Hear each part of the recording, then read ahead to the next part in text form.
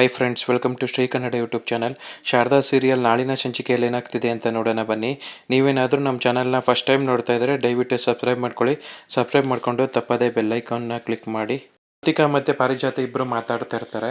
ಆ ಸೀರೆ ಇಸ್ಕೊಂಡು ದೊಡ್ಡ ತಪ್ಪು ಮಾಡಿಬಿಟ್ಲು, ನನಗೆ ಈ ಮನೆ ಅಧಿಕಾರನೇ ಬಿಟ್ಕೊಟ್ಟಷ್ಟು ಬೇಜಾರಾಗ್ತಾ ಇದೆ ಅಂತ ಬೈತಾ ಇರ್ತಾಳೆ. ಅಯ್ಯೋ ಗೋಲ್ಡಿ, ಆ ಸೀರೆಗೋಸ್ಕರ ಯಾಕೆ ಈ ಥರ ಆಡ್ತೀಯ? ಈ ಮನೆಯಲ್ಲಿ ನಿನಗೆ ಅಂಥ ಸೀರೆ 1000 ಸೀರೆ ತೊಗೊಂಬರ್ಬೋದು, ನೀನು ತಲೆ ಕೆಡ್ಸ್ಕೊಂಬೇಡ, ಸುಮ್ಮನೆ ಇರು ಅಂತ ಹೇಳ್ತಿರ್ತಾಳೆ. ನಿನ್ಗೆ ಗೊತ್ತಾಗೋದಿಲ್ಲ ಗ್ರಾಣಿ, ಈ ಜ್ಯೋತಿಕಾ ಯಾವ್ದಾದ್ರು ಇಷ್ಟಪಡ್ತು ಅಂದರೆ ಅದನ್ನ ಪಡ್ಕೊಳ್ಳೋದ್ರಿಗೂ ಬಿಟ್ಕೊಡೋಲ್ಲ ಅಂತ ಹೇಳ್ತಾ ಇರ್ತಾಳೆ. ಹಂಗೆ ಹೇಳ್ತಿರುವಾಗ್ಲೇ ಅಲ್ಲಿಗೆ ದೀಪು ಬರ್ತಾಳೆ. ದೀಪು ಬಂದ್ಬಿಟ್ಟು, ಅಜ್ಜಿ ನಂದು ಹೊಸ ಬಟ್ಟೆ ನಿಮ್ಮ ಕೈಲಿ ಕೊಟ್ಟಿದ್ದಾರಂತಲ್ಲ, ಎಲ್ಲಿ ಅಂತ ಕೇಳ್ತಾ ಇರ್ತಾಳೆ. ಅವಾಗ ಯಾವ ಬಟ್ಟೆನೂ ಇಲ್ಲ, ಎಂಥದ್ದು ಇಲ್ಲ, ನನ್ನ ಅಜ್ಜಿ ಅಂತೆಲ್ಲ ಕರಿಬೇಡ ನೀನು ಅಂತ ಬೈತಾ ಇರ್ತಾಳೆ. ಅವಾಗ ದೀಪು, ನಿನ್ನ ಬಟ್ಟೆನ ನನ್ನ ಹತ್ರ ಇದೆ, ನಾನು ನಿನಗೆ ಕೊಡ್ತೀನಿ ಬಾಯಿಲಿ ಅಂತ ಹೇಳ್ಬಿಟ್ಟು ಹೊಸ ಬಟ್ಟೆನ ಜ್ಯೋತಿಕಾ ಹಾಸಿಗೆ ಮೇಲೆ ಕೂರಿಸ್ಕೊಂಡು ದೀಪು ಕೊಡ್ತಾಳೆ. ಈ ಬಟ್ಟೆನ ಹಾಕೊಂಡ್ರೆ ನೀನು ಪ್ರಿನ್ಸಸ್ ಥರ ಕಾಣ್ತೀಯ ಅಂತ ಹೇಳ್ತಿರ್ತಾಳೆ. ಪ್ರಿನ್ಸಸ್ಸಾ? ನಾನು ಪ್ರಿನ್ಸಸ್ ಥರ ಕಾಣಿಸ್ತೀನ? ಅಷ್ಟೊಂದು ಪ್ರಿಟಿಯಾಗಿ ಕಾಣಿಸ್ತೀನ ಅಂತ ಕೇಳ್ತಾ ಇರ್ತಾಳೆ. ಹೌದು ದೀಪು, ನೀನು ಆ ಕೆಲಸದವಳು ಮೊನ್ನೆ ಹೊಟ್ಟೆಲಿ ಉಟ್ಬಿಟ್ಟು ನೀನು ಈ ಥರ ಅದೇ.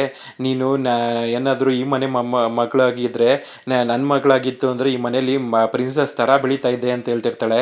ಹೌದಲ್ವಾ ಅಂತ ದೀಪು ಇಮ್ಯಾಜಿನ್ ಮಾಡ್ಕೊತಾ ಇರ್ತಾಳೆ. ಆಗ ದೀಪು ಯೋಚನೆ ಮಾಡ್ತಿರ್ತಾಳೆ, ನಾನೇನಾದರೂ ಈ ಮನೆಯಲ್ಲಿ ಜ್ಯೋತಿಕಾ ಅಮ್ಮನ ಮಗಳಾಗಿತ್ತು ಅಂದರೆ ಎಷ್ಟು ಚೆನ್ನಾಗಿ ಮನೆ ಪ್ರಿನ್ಸಸ್ ಆಗಿರ್ತಿದ್ದೆ ಅಂತ ಯೋಚನೆ ಮಾಡ್ತಿರ್ತಾಳೆ. ಆವಾಗ ದೀಪು ಅಂತ ಜ್ಯೋತಿಕಾ ಕರೀತಾಳೆ. ಸರಿ, ನಾನು ಈ ಬಟ್ಟೆ ಹಾಕ್ಕೊಂಬರ್ತೀನಿ ಅಂತ ದೀಪು ಅಲ್ಲಿಂದ ಹೊಡ್ತಾಳೆ. ಆಗ ಪಾರಿಜಾತ ಹೇಳ್ತಾಳೆ, ನೀನೇನೋ ದೊಡ್ಡ ಸಂಚು ಮಾಡ್ತಾ ಇದೀಯ ಅನ್ಸುತ್ತೆ ಅಂತ ಹೇಳ್ತಿರ್ತಾಳೆ. ಆಗ ಗ್ರಾನಿ, ನಿಮ್ಗೆ ಅದೆಲ್ಲ ಗೊತ್ತಾಗೋದಿಲ್ಲ. ಇವಾಗ ದೀಪು ಅವರಿಬ್ಬರ ಮಧ್ಯೆ ಪ್ರೀತಿ ಬೆಸ್ತಿರೋ ಕೊಂಡಿ ಅಲ್ವಾ, ಆ ಕೊಂಡಿನೇ ಇಲ್ಲದೇ ಇರೋ ಥರ ಮಾಡಿದ್ರೆ ಅವರಿಬ್ಬರ ಮಧ್ಯೆ ಪ್ರೀತಿ ಎಲ್ಲಿಂದ ಉಳಿಯುತ್ತೆ? ನಿಧಾನವಾಗಿ ಈ ದೀಪುನ ಹೆಂಗೆ ಪಡ್ಕೊಂಡ್ನೋ ಅದೇ ಥರ ಸಿದ್ದುನು ಪಡ್ಕೊತೀನಿ ಅಂತ ಹೇಳ್ತಿರ್ತಾಳೆ. ಸಿದ್ದುನು ಹೊಲಿಸ್ಕೊಳ್ಳೋದು ಅಷ್ಟು ಈಸಿ ಅಂದ್ಕೊಂಡಿದ್ಯಾ? ಯಾವಾಗಲೂ ಆ ಶಾರದಂಗೆ ಒಳ್ಳೆ ಗಮ್ ಅಂದ್ಕೊಂಡಿರ್ತಾನೆ, ಅವ್ನು ನಿನ್ನ ಹತ್ರ ಬಂದ್ಬಿಡ್ತಾನ, ಅದೆಲ್ಲ ಕನಸಿನ ಮಾತು ಅಂತ ಹೇಳ್ತಿರ್ತಾಳೆ. ಈ ದೀಪುನೇ ನಾನು ಹೊಲ್ಸ್ಕೊಂಡಿದ್ದೀನಿ ಅಂದರೆ ಇದನ್ನು ನಾನು ನನಗೆ ಹೊಲ್ಸ್ಕೊತೀನಿ, ನೀವೇ ನೋಡ್ತಾ ಇರಿ ಏನೇನೆಲ್ಲ ಆಗುತ್ತೆ ಅಂತ ಹೇಳ್ತಿರ್ತಾಳೆ. ಏನಾಗುತ್ತೋ ಏನಪ್ಪ, ನಮ್ಮ ಮನೇಲಿ ಈ ಸ್ಥಾನ ಒಳಗೆ ಪರ್ಮನೆಂಟ್ ಆದರೆ ಅಷ್ಟೇ ಸಾಕು. ನಂಗೆ ಈ ಮನೆ ಬಿಟ್ಟು ಹೋಗೋದನ್ನು ಇಮ್ಯಾಜಿನೂ ಮಾಡ್ಕೊಳ್ಳೋದಕ್ಕಾಗ್ತಾಯಿಲ್ಲ. ಈ ಮನೆ ಬಿಟ್ಟು ಹೋದರೆ ನಮ್ಮ ಕತೆ ಅಷ್ಟೇ, ಕೇರ್ ಆಫ್ ಫುಟ್ಪಾತು ಅಂತ ಹೇಳ್ತಿರ್ತಾಳೆ. ಹಂಗೆಲ್ಲ ಏನೂ ಆಗೋದಿಲ್ಲ ಗ್ರಣಿ, ನಾನು ಇರುವಾಗ ನೀವು ತಲೆ ಕೆಡಿಸ್ಕೊಬೇಡಿ ಅಂತ ಹೇಳ್ತಿರ್ತಾಳೆ. ಅರ್ಧ ಮತ್ತೆ ಸಿದ್ದು ಇಬ್ಬರೂ ರೆಡಿ ಆಗ್ತಾ ಇರ್ತಾರೆ. ಅಲ್ಲಿಗೆ ದೀಪು ಹೊಸ ಬಟ್ಟೆನ ಹಾಕೊಂಡು ಬರ್ತಾಳೆ. ದೀಪು, ಇದ್ಯಾವುದೇ ಬಟ್ಟೆ, ಇದ್ಯಾದನ್ನೇ ಹಾಕೊಂಡಿದ್ಯಾ ಅಂತ ಶಾರದಾ ಕೇಳ್ತಿರ್ತಾಳೆ. ಈ ಹೊಸ ಬಟ್ಟೆನ ನನಗೆ ಜ್ಯೋತಿಕಮ್ಮ ಬಂದು ಕೊಟ್ಟರು, ಜ್ಯೋತಿಕಮ್ಮ ಎಷ್ಟು ಚೆನ್ನಾಗಿರೋ ಬಟ್ಟೆ ಬಂದು ಕೊಟ್ಟಿದ್ದಾರೆ ಅಲ್ವಾ ನನಗೆ ಅಂತ ಹೇಳ್ತಿರ್ತಾಳೆ.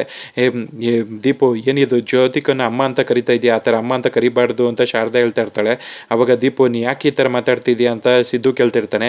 ಅಪ್ಪ, ಅವ್ರನ್ನ ಅಮ್ಮ ಅಂತಲೇ ನಾನು ಕರೆಯೋದು, ಯಾಕೆ ಅಂದರೆ ಈ ಅಮ್ಮ ಯಾವಾಗ್ಲೂ ನನಗೆ ಅದು ಮಾಡಬೇಡ, ಇದು ಮಾಡಬೇಡ, ಅಲ್ಲಿ ಕೂತ್ಕೊಂಬೇಡ, ಇಲ್ಲಿ ಕೂತ್ಕೊಂಬೇಡ ಅಂತ ಬೈತಾ ಇರುತ್ತೆ. ಆದರೆ ಜ್ಯೋತಿಕಮ್ಮ ಆ ಥರ ಅಲ್ಲ, ನಾನು ಕೇಳಿದ್ದೆಲ್ಲ ಕೊಡಿಸುತ್ತೆ, ನನ್ನ ಆಚೆ ಕಡೆ ಎಲ್ಲ ಕಾರಲ್ಲಿ ಕರ್ಕೊಂಡೋಗಿ ಸುತ್ತಾಡಿಸುತ್ತೆ. ನನಗೆ ಜ್ಯೋತಿಕಮ್ಮನೇ ಸರಿ, ಈ ಅಮ್ಮ ನನಗೆ ಬೇಡ ಅಂತ ಹೇಳ್ಬಿಟ್ಟು ಅಲ್ಲಿಂದ ಹೋಗ್ಬಿಡ್ತಾಳೆ. ಆಗ ಶಾರದಾ ಕಣ್ಣೀರು ಹಾಕ್ತಾ ಇರ್ತಾಳೆ. ಅವಾಗ, ಯಾಕೆ ಹೇಳ್ತೀರ ಶಾರದವ್ರೆ, ನೀವು ತಲೆ ಕೆಡ್ಸ್ಕೊಂಬೇಡಿ, ಮಕ್ಕಳು ಮನಸ್ಸು ಈ ಹಸಿ ಮಣ್ಣಿದ್ದಂಗೆ, ಅದನ್ನು ಹೆಂಗೇನು ಬೇಕಾದರೂ ಹಂಗೆ ಬಳಸ್ಕೊಬೋದು. ಆ ಜ್ಯೋತಿಕಾ ಮಗು ಮನಸ್ಸನ್ನ ಹಾಳು ಮಾಡಿ ಈ ಥರ ಎಲ್ಲ ಮಾಡ್ತಿದ್ದಾಳೆ. ಅವಳು ಅಂದ್ಕೊಂಡಂಗೆ ನಾವು ಆಗೋದಕ್ಕೆ ಬಿಡೋದು ಬೇಡ, ನಾವು ಆದಷ್ಟು ಬೇಗ ಅವಳು ಬಂಡವಾಳನ ಬಯಲಿಗೆ ಮಾಡಬೇಕು, ಇಲ್ಲ ಅಂದರೆ ಕಷ್ಟ ಆಗುತ್ತೆ ಅಂತ ಹೇಳ್ತಿರ್ತಾನೆ. ನಾನು ಹೆತ್ತ ಮಗಳು ದೀಪು ಈ ರೇಂಜಿಗೆ ಬದಲಾಗ್ತಾಳೆ ಅಂತ ನಾನು ಅಂದ್ಕೊಂಡಿರಲಿಲ್ಲ ಸರ್, ನನಗೆ ತುಂಬ ನೋವಾಗ್ತಾ ಇದೆ, ನಮ್ಮ ದೀಪುನ ಇದು ಅಂತ ನನ್ನ ನಂಬಕ್ಕೆ ಆಗ್ತಾ ಇಲ್ಲ ಅಂತ ಹೇಳ್ತಿರ್ತಾಳೆ. ಇಲ್ಲ, ಅವಳು ಸರಿ ಹೋಗ್ತಾಳೆ, ನೀವು ಸುಮ್ಮನೆ ಇರಿ ಅಂತ ಹೇಳ್ತಿರ್ತಾರೆ. ಜ್ಯೋತಿಕನ ಹತ್ರ ಬಂದ್ಬಿಟ್ಟು, ಎಲ್ಲಿ ನನಗೆ ಹೇಳಿದ ಅಡ್ವಾನ್ಸ್ ಅಮೌಂಟ್ ಇನ್ನೂ ಬಂದಿಲ್ಲ 5 ಲಕ್ಷ ಅಂತ ಕೇಳ್ತಾ ಇರ್ತಾನೆ. ಅಷ್ಟೇ ತಾನೇ ಅಂತ ಹೇಳ್ಬಿಟ್ಟು ಮೊಬೈಲ್ ತೊಗೊಂಡು ಇಮಿಡಿಯೇಟ್ಲಿ ಟ್ರಾನ್ಸ್ಫರ್ ಮಾಡ್ತಾಳೆ. ಆವಾಗ ಅಮೌಂಟ್ ಕ್ರೆಡಿಟ್ ಆಗಿದೆಯಾ ಅಂತ ನೋಡ್ಕೊಳ್ಳಿ ಅಂತ ಹೇಳ್ತಾಳೆ. ಆವಾಗ ಅವ್ನ ಮೊಬೈಲ್ ನೋಡ್ಬಿಟ್ಟು, ಓಕೆ ಕ್ರೆಡಿಟ್ ಆಗಿದೆ, ಮಿಕ್ಕಿದ್ದ ಅಮೌಂಟು ನನ್ನ ಕೆಲಸ ಆದಮೇಲೆ ಬಂದುಬಿಡಬೇಕು ಅಂತ ಹೇಳ್ತಿರ್ತಾನೆ. ತಲೆ ಕೆಡ್ಸ್ಕೊಂಬಿಡಿ, ಆ ಅಮೌಂಟ್ನು ನಾನು ಕಳಿಸ್ತೀನಿ, ನಾನು ಒಂದು ಸತಿ ಕಮಿಟ್ ಆಯಿತು ಅಂದರೆ ನನ್ನ ಮಾತು ನಾನೇ ಕೇಳೋದಿಲ್ಲ. ಜ್ಯೋತಿಕಾ ಒಂದು ಸತಿ ಮಾತು ಕೊಟ್ಟಿದ್ದಾಳೆ ಅಂದರೆ ಆ ಮಾತನ್ನು 100% ನೆರವೇರಿಸ್ತಾಳೆ ಅಂತ ಹೇಳ್ತಿರ್ತಾಳೆ. ನನಗೆ ನಿನ್ನ ಮೇಲೆ ನಂಬಿಕೆ ಇದೆ ಅಮ್ಮ ಅಂತ ಹೇಳ್ಬಿಟ್ಟು ಮುರಳಿ ಅಲ್ಲಿಂದ ಹೊಂಟೋಗ್ತಾನೆ. ಆವಾಗ ಪಾರಿಜಾತ ಬಂದ್ಬಿಟ್ಟು, ಏನೇ ಇವನಿಗೆ ದುಡ್ಡು ಅಂದರೆ ಈ ಪಾರ್ಟಿ ಸಾಯ್ತಾನೆ ಅಂತ ಹೇಳ್ತಿರ್ತಾಳೆ. ಆವಾಗ ನನಗೆ ದುಡ್ಡು ಇಂಪಾರ್ಟೆಂಟ್ ಅಲ್ಲ ಗ್ರಹಣಿ, ನನಗೆ ನನ್ನ ಕೆಲಸ ಆಗಬೇಕಷ್ಟೇ. ಈ ಶಾರದನ ಮದುವೆ ನಡಿಬಾರ್ದು, ಅವಳಿಗೆ ಮದುವೆ ನಡೆದಿಲ್ಲ ಅಂದರೆ ಅವತ್ತು ನನಗೆ ಮದುವೆ ನಿಂತೋದಾಗ ಎಷ್ಟು ಬೇಜಾರಾಯಿತೋ ಅಷ್ಟು ಬೇಜಾರು ಇವತ್ತು ಅವಳಿಗೂ ಬೇಕು ಆವಾಗ ನನಗೆ ಸಮಾಧಾನ ಆಗುತ್ತೆ, ಅಲ್ಲಿವರೆಗೂ ನನ್ನ ಸೇಡು ತಪ್ಪೋದಿಲ್ಲ ಅಂತ ಹೇಳ್ತಾ ಇರ್ತಾಳೆ. ಆವಾಗ ನೀನು ಸರಿಯಾಗಿ ಪ್ಲಾನ್ನೇ ಮಾಡಿದ್ಯಾ ಅಂತ ಹೇಳ್ತಿರ್ತಾಳೆ. ಶಾರದಾ ಸಿದ್ದು ಮರು ಮಾಂಗಲ್ಯ ಧಾರಣೆ ಪ್ರೋಗ್ರಾಮ್ಗೆ ಈಗ ಮುರಳಿ ಬರೋದಿಲ್ವಾ?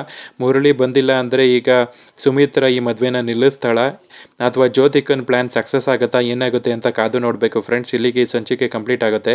ನೀವೇನಾದರೂ ನಮ್ಮ ಚಾನಲ್ನ ಫಸ್ಟ್ ಟೈಮ್ ನೋಡ್ತಾ ಇದ್ದರೆ ದಯವಿಟ್ಟು ಸಬ್ಸ್ಕ್ರೈಬ್ ಮಾಡ್ಕೊಳ್ಳಿ. ಸಬ್ಸ್ಕ್ರೈಬ್ ಮಾಡಿಕೊಂಡು ತಪ್ಪದೇ ಬೆಲ್ಲೈಕನ್ನ ಕ್ಲಿಕ್ ಮಾಡಿ. ಈ ಜ್ಯೋತಿಕಾ ಮುರಳಿನ ಯೂಸ್ ಮಾಡಿಕೊಂಡು ಮದುವೆ ನಿಲ್ಲಿಸ್ಬೇಕು ಅಂತ ನೋಡ್ತಾ ಇದ್ದಾಳೆ. ಈಗ ಮುರಳಿ ಅವಳ ಹತ್ರನೂ ದುಡ್ಡು ಇಸ್ಕೊಂಡ್ಬಿಟ್ಟು ಇವನೀಗ ಮದುವೆ ಕಾರ್ಯದಲ್ಲಿ ಅವನ ಕರ್ತವ್ಯ ಏನಿದೆ ಎಲ್ಲನೂ ನಿಭಾಯಿಸಿ ಇಲ್ಲಿ ಗಂಡ ಹೆಂಡ್ತಿನೂ ಖುಷಿಯಾಗಿ ಮನೆಯವ್ರಿಗೆಲ್ಲರಿಗೂ ಖುಷಿ ಆಗೋ ಥರ ನಡ್ಕೊಂಡು ಜ್ಯೋತಿಕನ್ ಪ್ಲ್ಯಾನನ್ನು ಉಲ್ಟಾ ಮಾಡಬೇಕು. ಆವಾಗ ತುಂಬ ಚೆನ್ನಾಗಿರುತ್ತೆ. ಆಗ ಜ್ಯೋತಿಕಾ ಇಂಗುತಿಂದ ಮಂಗ ಆಗ್ತಾಳೆ. ಇದ್ರ ಬಗ್ಗೆ ನಿಮ್ಮ ಒಪಿನಿಯನ್ಸ್ನ ಕಮೆಂಟ್ ಬಾಕ್ಸಲ್ಲಿ ತಿಳಿಸಿ ಫ್ರೆಂಡ್ಸ್. ಜ್ಯೋತಿಕನ್ ಅಟ್ಟಹಾಸನ ಕಡಿವಾಣ ಹಾಕಬೇಕು. ಆದಷ್ಟು ಬೇಗ ಪಾಲಕ್ಷ ಬಂದು ಇವಳು ಮಾಡಿರೋ ಕಚಡ ಕೆಲಸನೆಲ್ಲ ಮನೆಯವ್ರ ಮುಂದೆ ಒಪ್ಕೊಂಡ್ರೆ ಆವಾಗ ಇವಳು ಮನೆಯಿಂದ ಆಚೆ ಹೋಗುವಂಥ ಪರಿಸ್ಥಿತಿ ಬರುತ್ತೆ. ಇದ್ರ ಬಗ್ಗೆ ನಿಮ್ಮ ಒಪಿನಿಯನ್ಸ್ನ ಕಮೆಂಟ್ ಬಾಕ್ಸಲ್ಲಿ ತಿಳಿಸಿ ಫ್ರೆಂಡ್ಸ್. ಮುಂದಿನ ಸಂಚಿಕೆ ಒಂದಿಗೆ ಮತ್ತೆ ಭೇಟಿಯಾಗೋಣ. Thank you.